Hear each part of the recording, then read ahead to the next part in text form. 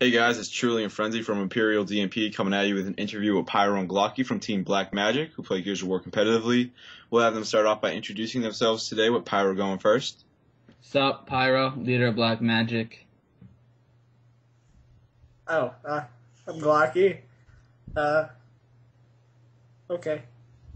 Rich, you got some questions for them? As most of the community knows, you guys were former Call of Duty players. What made you switch to Gears of War? Well, it was my idea to switch over. We decided there was no point in getting a PS3, traveling to these events, to go for one season, So, we packed up our shit and we went over to Gears of War. More money there, larger community as far as MLG goes. Longer lasting on the circuit too. And, there was just no point in getting a PS3 just for a few events. Yeah. Now, is Gears of War actually at the events? At this point, Gears of War 3 is not, on events yet. Obviously, it doesn't come out till September 20th. But there have been tweets by both members of Epic and Sundance from MLG stating that they are working together. They've had multiple meetings together, so that this game can go on the circuit and come out as, arguably the best Gears of War to date to rival, Gears of War 1. Question for Glocky. Is your guys' team Black Magic, are you guys a set team of 4, or are you guys still on the prowl looking for some players? Well, right now it's Pyro, me, and a new pickup called Lethal, or that's his name. Pyro and I picked him up about a few weeks ago, and he's been playing pretty good, and we actually like him, so we just... Yeah, there's actually some more stuff going on that I don't always tell Glocky, but people hit me up all the time to get on the team. I do have one kid on my friends list who I'm waiting to scrim with that someone else put me in contact with. I also have another guy, Solusive, who I know in real life. I've met him at LANs and stuff for Call of Duty, who I've been talking to him about making the switch over. I told him, if he does decide to make the switch over, he's got a spot on my team. I've known him for a while, and he's a good guy. Mm-hmm. What's the biggest difference between Gears and COD? Is it the third-person mode compared to first-person shooter, or the effects, or what is it to you guys? You can go, Bucky.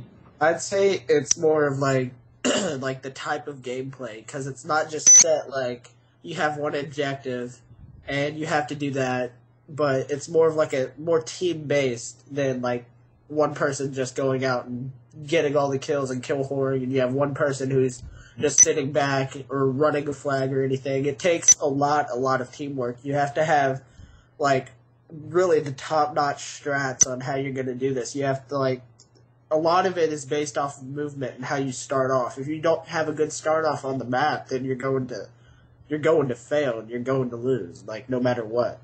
The third person is a bit of a difference, but it really all relies down to the team skill. Yeah. Rich, you got something to ask them? Well, you want to hear my opinion on that? Depends. Do you want to give it? Yeah, I mean, I have a different view than Glocky, actually. Then let's hear it. I do agree that, the movement and everything, is much different from Call of Duty. I say the biggest aspect in the change between the two games is actually something a little bit more obvious, is the learning curve. All right, the difference between a top player and, an average player is immensely larger than anything you'll see in the Call of Duty franchise. To get good at it, it takes a lot more time on Gears of War than it does on Call of Duty. And I do agree with Lucky, though. It is very that rush. That rush is key. The teamwork is key. But the third person to first person, I don't think that has a large, play in it, due to the fact that I think everyone's, played a third person game in their lifetime, Yeah. Whether it be Xbox, PlayStation, but GoldenEye from Nintendo 64. All them good games. But Metal yeah, I'd say the Solid learning curve is the biggest difficulty. PlayStation 1. Rich, what were you gonna say? What were you gonna ask them? What do you guys think, like, the better community is, the Call of Duty community or the Gears of War? Gears of War. Why? The people are, like, I don't want to say they're nicer, but they're a lot more accepting and they're a lot more understandable. Like, you'll have some people who understand that, someone's new. Let's try to help him. Let's get him on some scrim lists. Let's get him to actually play with other people that have somewhat skill and that can help them out. They're a lot more open and they're a lot more respectable. So, Yeah, I agree with Glocky. The Call of Duty community, in my opinion, is The worst. both narcissistic players from each community that have failed and have all come to one community where they can all worship themselves together. It's you could say I'm wrong, but most of the Call of Duty community is self-righteous bastards. They all think they're the best at everything, and there's no changing their mind. Yeah, that's I would say a good percent, maybe 3/4, but you have some nice guys on there who are actually. There are a few guys, but they usually don't last long in the Call of Duty community. They'll leave and go to a better game. And I mean, the community is one of the main reasons why Call of Duty is just crap right now. You have 40 teams that show up to an event. StarCraft had I think 230, and Halo had 199. Yeah. It's just a lot of players who have been used to playing online only, and they're not going to be able to make that transition to the live gameplay. Well, also, if you compare it to StarCraft, it's not a fair comparison. Those are a bunch of individuals, as I would believe, right? Yes, yeah, you do. So- You do play as yourself, but I mean, That's not bad, though. 3 times 4, and that's only 160. That's still less than both teams. yeah, that's still less than both other games. I mean, Halo, 199 teams of 4. I mean, obviously that's the biggest game right now, but It's like, Call of Duty, I think the biggest thing holding it back is the community and the fact that the game is actually extremely boring to watch. Yeah. Now, a little bit off topic. Have you guys heard about that new game, SOCOM, coming out? The next SOCOM? I used to play SOCOM, like SOCOM 2, and like for PS2, and I liked it. I would always like go over to a friend's house and play it, but it's basically like GRAW, and it's not going to get picked up. Like, I know it's not. It doesn't have that big of a community, even though game battles started out as SOCOM battles. There's just two different branches of people that want to play it like just for fun, and then people who actually like know life that game, and it would even show up as less of a turnout than Call of Duty. I agree with Glocky.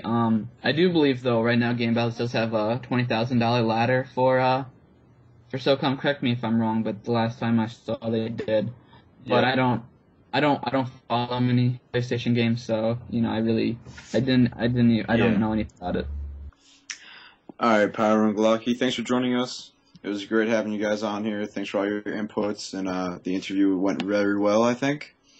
And that'll wrap it up today with Imperial Designs and Productions with me, Truly, and my boy Frenzy. Peace out, guys.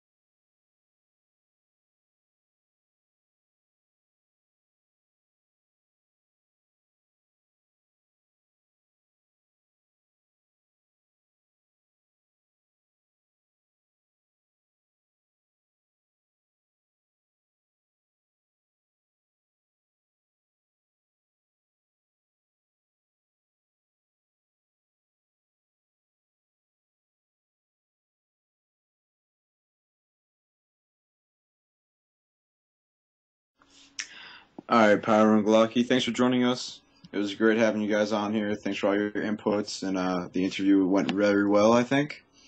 And that'll wrap it up today with Imperial Designs and Productions with me, Truly, and my boy Frenzy. Peace out, guys.